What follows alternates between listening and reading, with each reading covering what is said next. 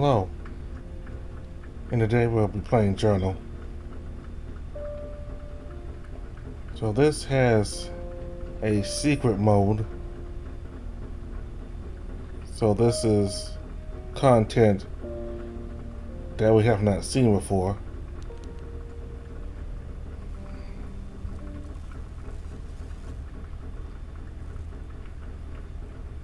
So there's a secret scene and secret for day one. So go ahead and start with it.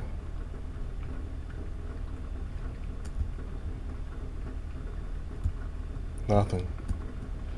There's nothing. Nothing with the power to save me. There is no hope to overcome despair. No light to overturn darkness. No sound to nullify the howling wind. No soul to make me company. I'm alone. All alone. Without any sort of control. My feet are in the hands of this place, where only darkness remains. Where is this? Why am I here? I tried moving my body, but my limbs refused to respond. I decided to try again. It was to no avail. It's the same. It has always been the same. Even at the edge of my demise. I can't control anything. Just like back then. Why is this place so dark? What's happening? Are my eyes even open? Am I even alive? Why isn't my body responding? Do I even have a body? I'm alone. Please. A familiar voice called out. Its slightly high-pitched tone was filled with despair and fear. Even with its distressed tone, the voice brought a sense of peace all the way towards my core. I tried to move towards it. I failed. Are they still here? The voice's original tone was replaced by one for desperation. My body doesn't answer the whistles from my mind, remaining still in a cold place. I tried to call out to it. I failed yet again. Why can't I speak? Can I even speak? Only one way to find out, I guess. I coughed to prepare my voice. Hello? Anybody there? My voice barely a whisper is silenced by the howling wind and the painfully quiet abyss. Hey voice, can you hear me? Don't leave just yet. I don't want to be alone anymore. Just please answer. Open your eyes, child. Ma'am, can you hear me? Please, just listen. Please. I sighed in defeat, even though I couldn't feel my body. I tried to sit down. The action somehow worked. I feel myself becoming smaller in a dark space. Did I actually sit down, or was this feeling caused by my misery? Probably the latter. I'm just being dramatic, scaredy cat. We're not a scaredy fox in my case. Nice joke, buddy. No wonder why you are alone. I chuckled. I'm so close to losing it. Shouldn't someone be keeping me company? Even if it's the freaking death? Huh? Maybe, just maybe, this is my punishment. I have to atone for my sinful past before resting for eternity. So is my sentence to suffer alone? In empty pain? In painful loneliness? So that's how it ends. This is the finale to my tale. God, why am I so dramatic? Maybe this is just a nightmare and I'm overreacting. Well, if that's the case, then my blanket suddenly fell off my bed and my medications are cutting it. Regardless of theories, it's really freaking cold. I tried to distract myself with funny anecdotes and memories, but for whatever reason I couldn't recall any. My mind is completely blank. not a hint that may be a resemblance of my past self. My thoughts are the only indicator of who I was. And if that's the case, then I'm pretty darn sure that I was meant to be an actor feeling this unstable can't be normal, right? Well, if I were an actor, I would be a pretty shitty one at that. I can imagine myself in one of those Mexican shows. Oh God, please not. I chuckled. At least they are getting paid. Slowly but surely, the room started to feel this cold, warmness spreading through my feet all the way to the top of my ears. As this happened, the pain in my chest started to dissipate. Hope come back to me from one second to another, sensing her approach. I tried to clear my throat, if I even have one. Hello? I know you are near. Only a miracle. The voice started only to be cut out immediately after. That's like the third time she's done that. Let's hope next time she actually finishes a sentence without getting interrupted. Anyways, I said try something else. You need to know I'm sentient. Ma'am! I shouted at the top of my lungs, yet I felt like I was barely whispering. Fuck. Do you hear him? Huh? Hey, I'm here. Don't be stupid. Dude, come on. Can anyone please finish a single sentence? It's really not that hard. It's like we are on a call with bad connection. Even though I feel mostly exhausted, I tried thinking of what my next move would be. I don't think I have many options, actually. I need to keep screaming, at least until they hear me. Now is the time to scream like the loudest bitch there is. Why bitch, though? Lone Star Jack has set up and focus.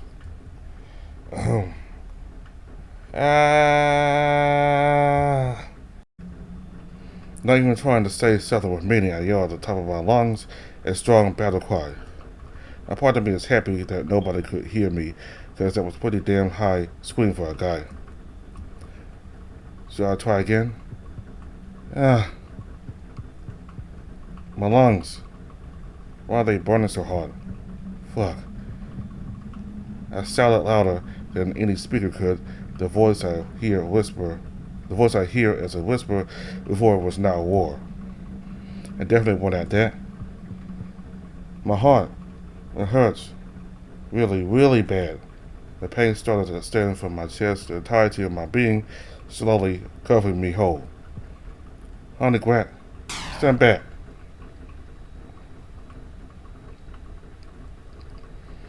I screamed as I sat up in my bed, my body completely soaked in sweat from top to bottom.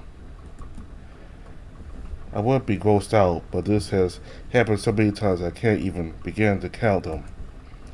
As my vision became clearer, the world seemed to take saving form, the sight of my clean room filling my field of vision. Jesus Christ, waking up like this is getting old. It's always a strong chest pain than an extremely loud gunshot. At least I don't have a migraine today. Then there's the voice. Just an angelic voice. Always so close yet so far. Always so near but never in my reach. She always does something different. She sometimes reaches out to me. Sometimes she curses at me. Sometimes she speaks to someone else, not even acknowledging my presence. But surprisingly enough, her voice alone is enough to make me feel better. It feels like a God speaking to you celestial. Just remembering her makes me feel more at ease. Is that normal? Probably not. The voice also sounds really familiar, but I can never tell who it is from.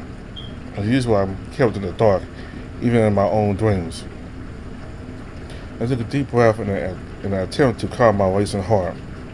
I'm fine, but the dream is over. Just focus on the here and now, Lucas.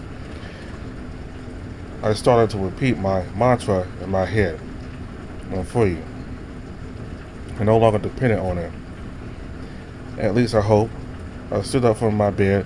The cold from the crack of dawn that slipped through my window felt comfortable against my fur. As I started to get ready for the day, my body started to move on autopilot, walking out of my room into the bathroom I sit with my twins. I closed the door silently and smiled softly at my reflection. That's me. It didn't take long before my smile turned sour. That's me, a useless being with no capability to change the future.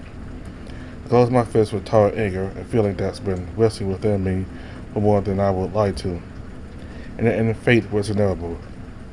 According to them, at least, my muscles stiffened as my thoughts were rapidly clouded by negativity. I don't want to think about it, but it's difficult to just let go. Despite the fact that it's been a decent amount of time since it happened, my anger never wavered.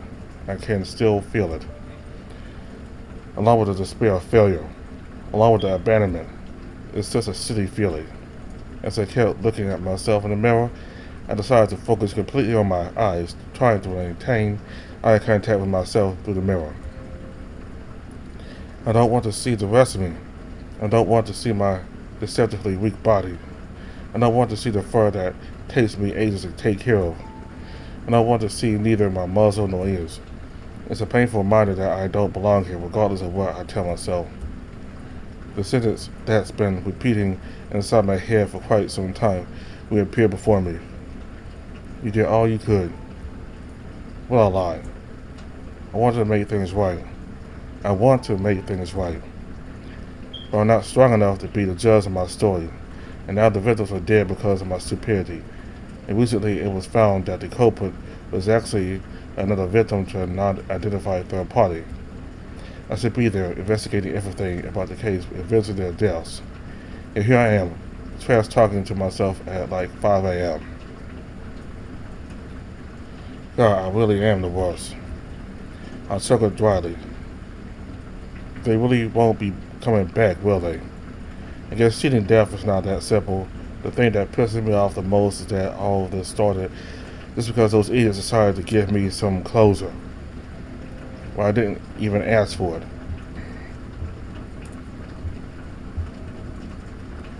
And I'm suffering the consequences of their actions.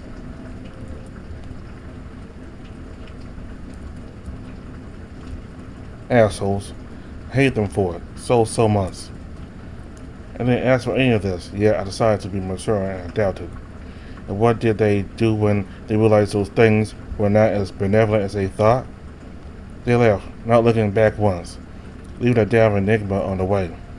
An enigma that defies the natural order that is. An enigma that took my loved ones in the process. What a pain. I turned on the sink and splashed myself with cold water trying to step out whatever I'm going through. My hands were shaking, but it was bearable. It's not that hard, Lucas. Just do it. Let it go. I forced myself to laugh, the accent making me feel a bit. Fake it till you make it, I guess. I walked back into my room, my bed looking as if it wants to cuddle. I shook my head unconsciously, quickly discarding the idea. I'm gonna have to get up soon anyways, the sun's almost completely up. For how long was I in there, staring into the mirror, lost in thoughts? Hopefully not that long. As soon as I grabbed my phone from the desk near my bed, it started playing my alarm. 6:45 a.m. Yeah, unfortunately that means normal sleep for me. I grabbed a random set of clothes and went yet again into the bathroom where I just had a simple mental breakdown. My fur tends to tangle with itself at nights, so brushing it has always taken me some time, but I've grown to like women over time. I looked at myself in the tarnished glass for the second time this morning. That's me. Before negativity could invade my thoughts, I decided to flash a goofy smile at myself. Today's gonna be a good day. I made a quick version of my morning routine and jogged towards the kitchen. In the kitchen was a woman who raised me, cleaning some rice for what I assumed would be breakfast. When she noticed my arrival, she turned off the sink and flashed me a caring smile. "Good morning, sweetie. How was your night?" Good morning wasn't the best, but it was better than some other days. It was better than I expected, considering what day it is today. What about you, Mama? She looked at me with sorrow in her eyes, but she seemed relieved to some extent. Thanks for answering, honey. And unfortunately, I also didn't have the best night either. She tried to keep that smile on her face, but I saw her struggle against her inner thoughts, her lower lip quivering. It's a really painful reminder, knowing that most of this is my fault. Right after that incident happened, I couldn't bring myself to call her mom. I felt like an asshole, but my guilt was stronger. I still feel guilty, doesn't deserve to, but she doesn't deserve it to lose another son. Her name is Rose Noor. She is a middle-aged woman whose heart is filled with kindness and compassion. She and Dad always wanted to have lots of children. Unfortunately, after giving birth to his first child, she became infertile. Then they decided to adopt a child. That child was me. Then, by what felt impossible, she got pregnant about 8 years ago, and that's how the twins came to be. Everything was perfect. We were healthy, happy, and had good economic stability. Then everything went to shit. My father, Isaac, died 2 years ago from lung cancer. We were still recovering from that loss. But then, around a year ago, a week after my 17th birthday, to be as specific, I got a package from my biological parents. Long story short, Mom thought I was leaving and got into another depressive episode. A lot of things happened, fights, reconciliations, and many other things, but we were still tied by glue. Then exactly 9 months ago, his firstborn son, Ethan, died in a fire. The cottage where it all happened had today's date engraved under the marble table, along with a message. June 15th, their souls will finally rest. How that message got there, we don't know. But I bet Mom is the same as me, trying her best to ignore that damn phrase that makes us relive such pain. Along with his corpse was the body of our childhood's best friend Emma. That was the truth that was revealed to the public about their deaths. But it's all bullshit. I know it is. Anyways, right after it all happened, I stopped calling her mother. Couldn't bring myself to do so. I felt like shit, but I don't think any son of hers would allow what I did. I'm not worthy enough. I started calling her mom again around a month ago. Not because I've changed my mind and how I'm not worthy, but because she needed a son. She deserves the world for keeping that smile on her face, even after everything. Are you not feeling okay? You can sleep. I can make breakfast for the twins. Yeah, sweetie, I think I'm going to lay down for a second. She took a deep breath, trying to find the strength to finish her sentence. She also started to tremble slightly. I love you, Lucas, more than anything in the world. Tell the twins that I couldn't make breakfast today. Okay, sweetie? Of course. Thank you. Her voice was cracking as she finished the sentence. The depression is the worst. She then proceeded to leave the kitchen, trying to cover her face in the process. This house feels like a minefield. Everything is going to explode really soon. We all miss him, but I guess it's more difficult for her. Of course it is. They were blood related. What pains me the most is that she wouldn't call me sweetie or any other nickname, and she knew what I allowed to happen. It's all their fault. His death is on their shoulders, but also on mine. I looked at my phone. It's nearing 7 a.m. I grabbed an apple, quickly left a note for the twins to grab some cereal, and headed towards the door. And the moment I went through it, it ran as fast as my legs could carry me. And I ran until I was out of the condo. The streets were mostly empty, only a couple of cars on the highway. 53 seconds. Pause. As I ran, I started to feel more content. Running has always made me feel better. I feel like the invisible chains that are holding me captive let loose. The adrenaline is overwhelming. I feel like everything is in my reach. I feel happy.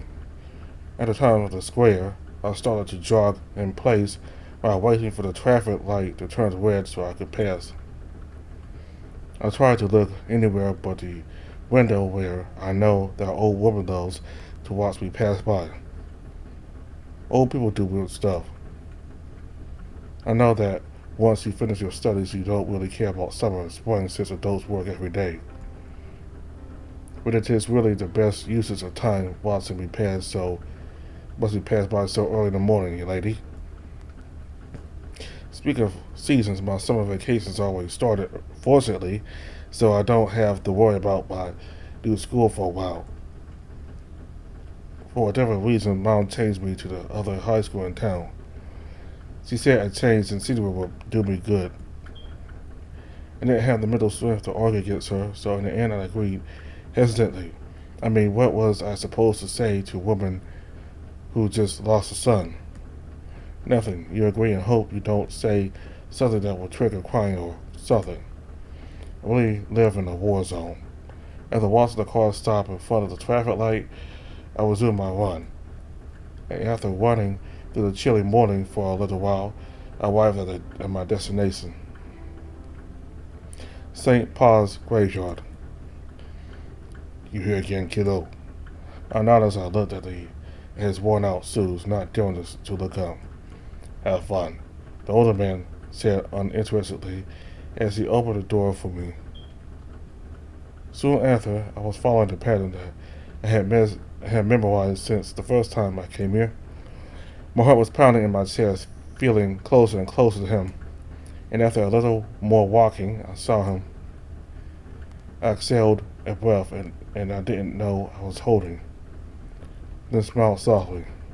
Hey, well, I'm really grateful that his tombstone is in a bit of a secluded area. That way, I have a space to talk to him without any intruders. Besides his gravestone was a bouquet of flowers I had brought with me a couple of days ago. I thought the staff took them right after I left, but I guess they forgot. First and foremost, bro, let me tell you that nothing interesting has really happened. My work at Pat Carno's has been decent enough. It's not too hard, and I get paid, so that's that. And like I told you last time, I've been saving up some cash. I don't know why, but I feel much better knowing that I have some backup money. That could be because of my anxiety, but I'm gonna call it to be prepared. You know, I wasn't really planning on venting to you, but when talking to Mom in the morning, I kind of feel like I need to. I still can't really sleep at night. I haven't been able to sleep more than 6 hours since you left, actually. And we are on our summer vacation, literally the only time of the year where I can actually sleep for a good 8 or 9 hours. I sat down in front of him, crossing my feet in the way he liked. He was such a weird guy. You asshole. It's so you to make me suffer in my summer vacation. I directed my gaze to the cloudy sky, feeling awkward just staring at him. You live such a short life. I could imagine him saying, "No sit, Sherlock. You didn't deserve it. You were a good person.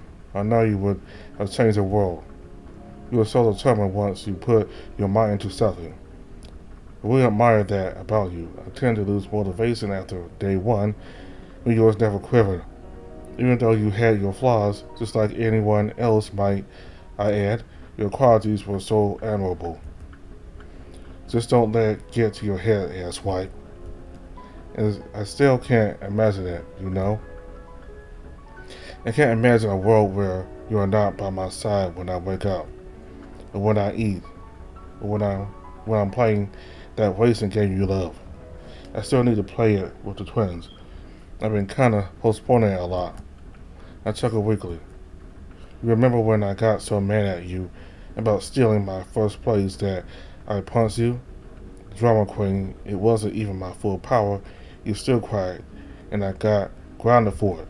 And then after Mom left, you started laughing because you were acting and I had to clean all dishes for a week straight. I miss those times so much. Why did you leave, Ethan? The twins needed their big brother. Our mother needs her son. I need my voice broke. My best friend, my brother, my partner in crime. You were my everything, but you still left, treating our promise as if it was nothing. I really want to say that I hate you for it. I really do, but I know I could never hate you, asshole, and held deeply. I know I have to be strong, but why is it so hard to let go? He was everything to me, then left without saying goodbye. I took a deep breath as I forced a smile on my face, the biggest one I could muster, which wasn't really impressive. Anyways, I was planning to look for universities to apply next year. Can you imagine me actually going to college? Well, at least I can't. And I only need one more year until I can do something I actually like. Now that I have to reconsider my new career since, we were both going to study business so we could start coming together. The plan was kind of flawed and childish, but working together was both our dreams. The more I think about it, the more I realize it was incredibly bad. But now I need to consider another option, since I'm alone.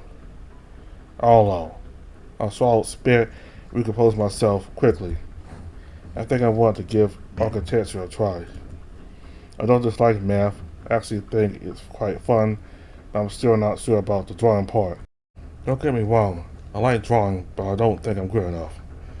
I also think that Emma wanted to study something art-related.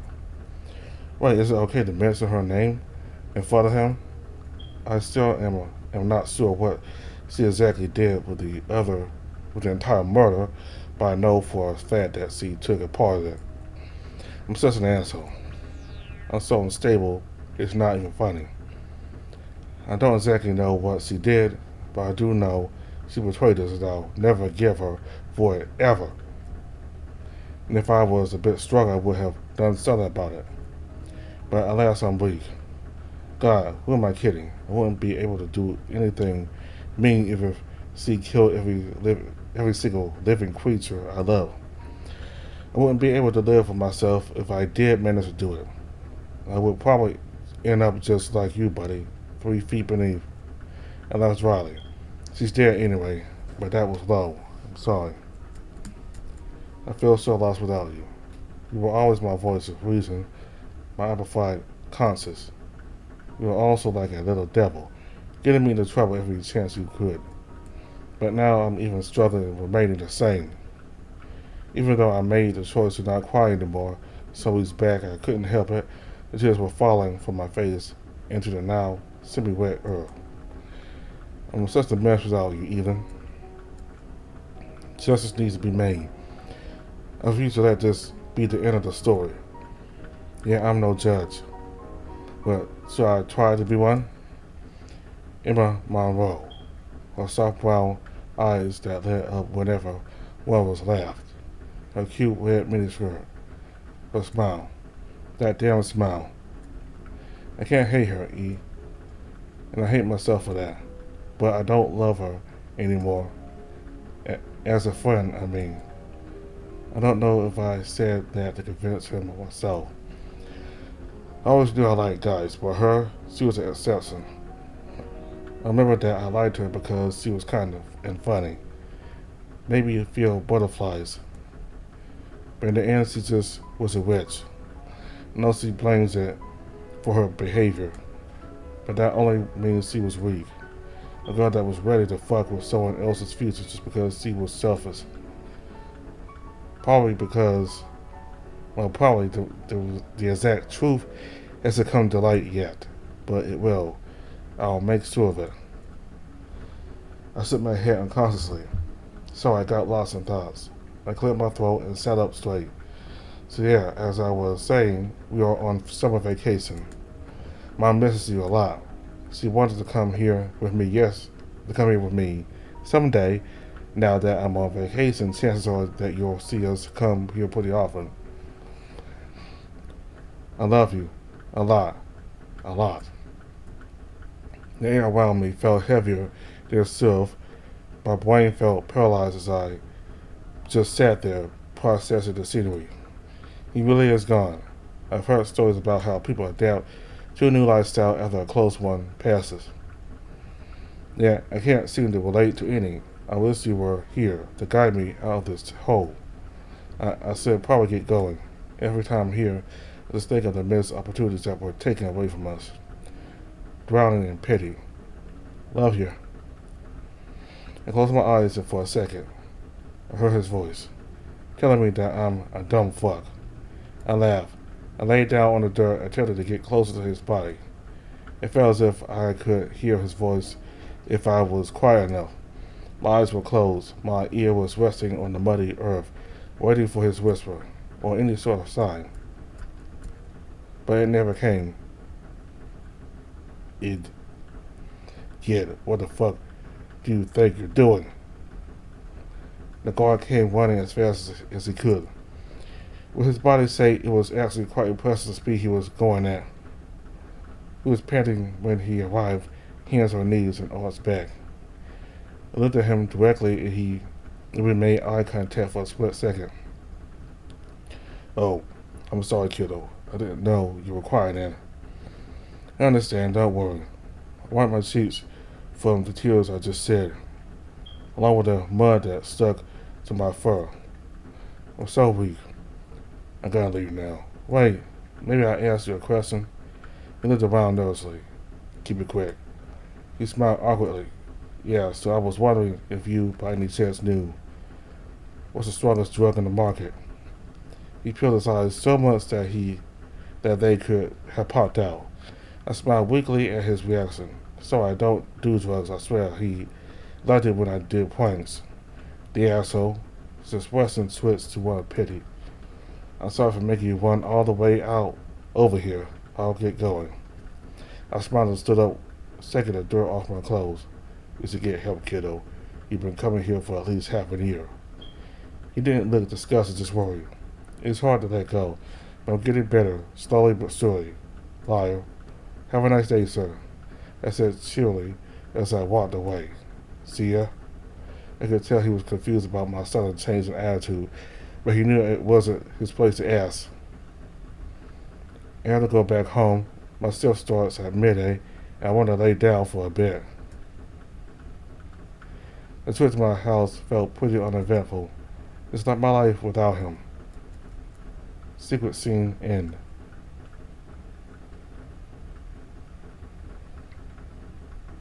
Congratulations, you just unlocked some extra content for enabling the secret mode. This game's update is currently on day 4, meaning that you currently have 6 scenes to play. On day 4. These scenes are meant to be played from top to bottom, starting from day 1. Which day scenes do you want to play first?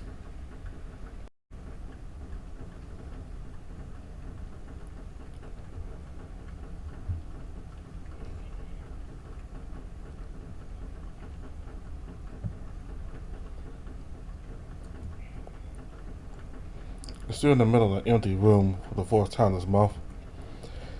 The feeling of dread slowly spread through my body. I felt anxious about this uncertainty of my future. Sweat started to form as I maintained my kneeling position in this dark place. If this doesn't work, I'll fucking retire. This is perfect. The moon alignment, the time of the year, the metals, my current location, ambient. I cannot think of a single flaw this ritual has. I'm finally going to get an answer. She will give me an answer. I'm certain of it. If not, then I would have failed in every way possible. My officers would be exhausted and my life would no longer have a purpose. So it's best if I do this correctly from the beginning. I took a deep breath and closed my eyes before I started the ritual I memorized since the first time I did it. This was exactly 20 years from now. Hopefully this time I'll succeed. For the sake of my poor knees, we can't take any more praying. I straightened my posture as I began the ritual. Oh dear goddess Gaia, hear my prayer and answer my calls for once and for all. I wish for I wish to worship your works in this world. Answer some mere questions, and I'll be your vessel for eternity. Complete silence. Please, take pity on this old foolish guy who's devoted his life to understanding your charms. Your powers are real. I've seen them firsthand. I only wish to know the truth, and after that, my body is completely yours.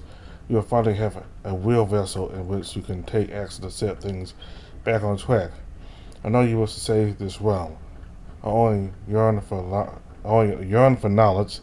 Then my entire existence will be replaced by your will. My whole body will now be yours, and I'll disappear before anyone else can know.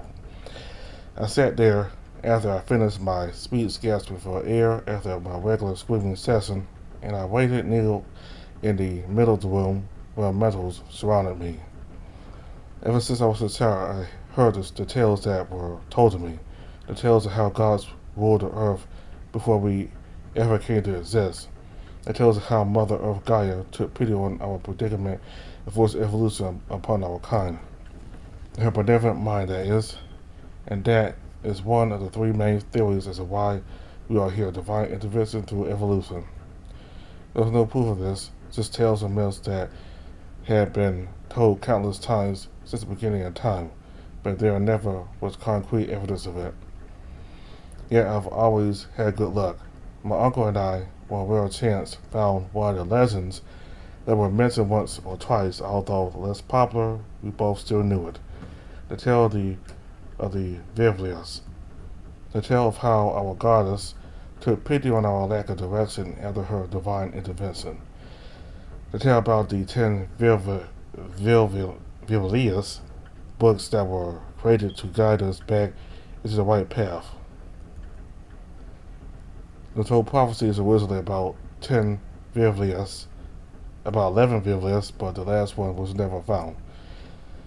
Yet we only need one to prove our theory. My uncle decided to give it a go and wrote on the old book. There are many legends regarding the Vivlius. One said that the book are emotional enhancers created for us to feel and live life at its fullest, a gift to us sinners. Others stated that whatever you ask on the left page is answered will appear on the right. Unfortunately, this message supposedly written in ancient Greek. I even heard a legend that as long as you put your name on a page, you would know what the future holds for you. Regardless of my love for fiction, I don't trust those tales anymore. I only trust the truth, the veracity which the books are meant to guide you. They do not give you an answer. They do not resolve your problems for you. They are only a mere guide. My uncle wrote in the book about what we should do with it. It was risky, but it was a must in order to see if the legends were true, to truly see if he was blessed with this object. The book took its time to answer, exactly 24 hours, but it responded with a single word that had fueled my determination to solve this mystery for the last 2 decades. A single word that tells so much, yet so little. This can be translated to either time or weather. It was clear as day that it was meant to tell me about how time is essential and to keep trying until it is finally the hour to take action. This is a mere test for my perseverance and patience. With time, I got closer and closer. Now we are at the end of it all. A no-cell answer. After all, the Earth's in a very pitiful state. Death is more common than ever. The mortality rate is extremely high. Your chances of getting home at the midnight are lower than 50%. It's not a difficult problem to solve. People don't know how to canalize their emotions so their wrath ends up in death. And thanks to her actions, I can feel it. She's getting sick of it. Sick of this path. Again, like the book once said, it's only a matter of time.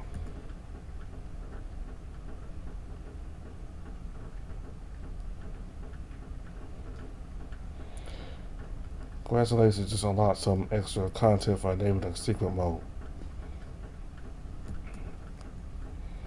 This game's update is currently on day 4, meaning that you currently have 6 scenes to play.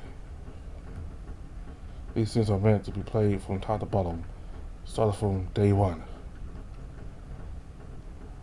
So we'll play the next days next time.